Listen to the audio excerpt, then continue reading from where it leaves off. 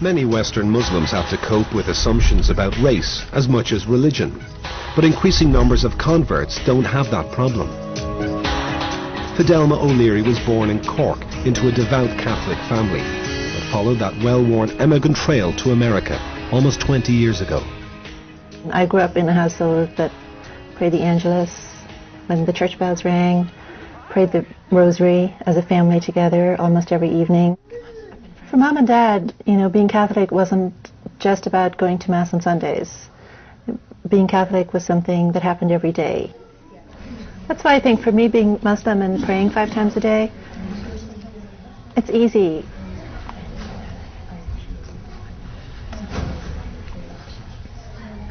It was a process of becoming disenchanted with the church. I just pulled away from being a traditional Irish Catholic. Today, Fidelma lives in the Texas state capital, Austin, and is professor of biology at St. Edward's University. You find someone poking around inside your nostril, right? They're just worried about you. Okay? A college friend of mine gave me a copy of the Quran. I was pretty darn excited to know that there was actually a religion that was what I believed.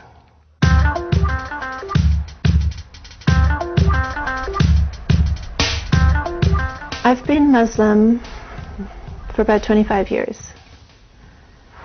And I can remember a time when I was the only convert I knew. Now, my circle of friends is half converts.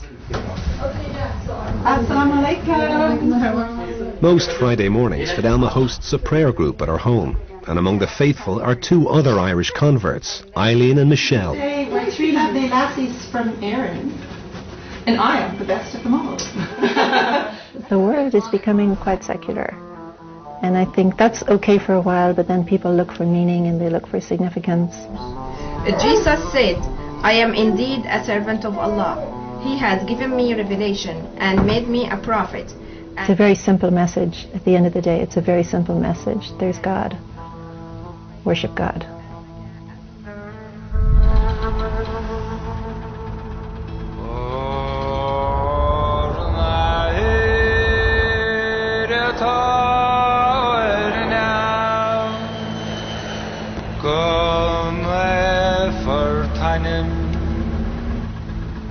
We followed Fidelma and her daughter Sarah back to Cork during the Christmas holidays. The journey would deliver an intimate encounter between a modern Muslim and Catholic tradition. When I first told my family I was Muslim, it was difficult for them to hear. They identified very strongly with being Catholic. It was hard for them, and they knew nothing about Islam. You talk about misrepresentations of Islam now, well, go back to Ireland in the 70s and it was more harshly misrepresented.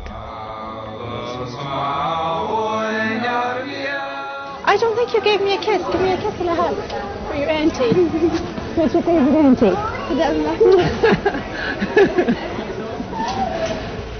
How's everything? Great. Yeah. Great. Great.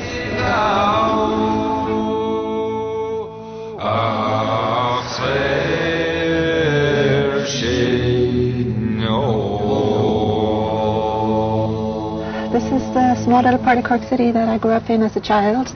During my childhood, Ireland was completely permeated by things related to the church and Catholicism, and I think, growing up next door to a church seemed completely natural. Even after I became Muslim, I used to come there from time to time with my parents just to, show them that respect, and brought my kids here so they could see it.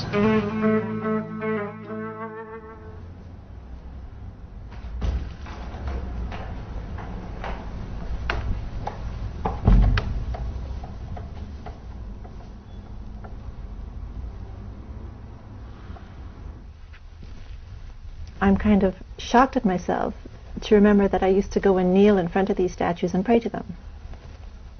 And the thought of kneeling at a statue of some virtuous person who passed away and praying to that person is ludicrous to me.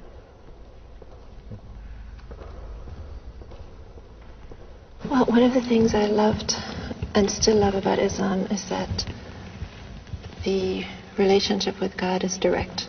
It's me and my Creator. And I don't require clergy people. I don't have to go through clergy to have access to God. So I can learn from scholars, but my access to God, my worship is direct. I stand before God and I worship, and I ask for help and I ask for guidance, and it's a very direct connection. And that means an awful lot to me.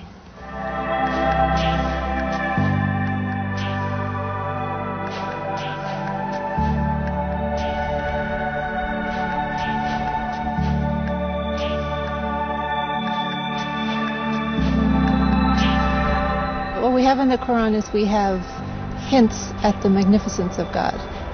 Ar-Rahman Ar-Rahim, the most merciful, the most forgiving, all-powerful, unimaginable creator, unlike anything created. So I think it's a human tendency to always try to imagine that God is like something created that we can see or hear or taste or touch, but the creator is nothing like what was created.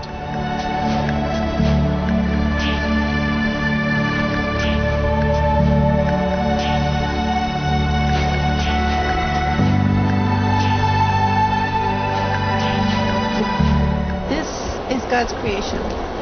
Yeah. And this makes me want to submit myself to God.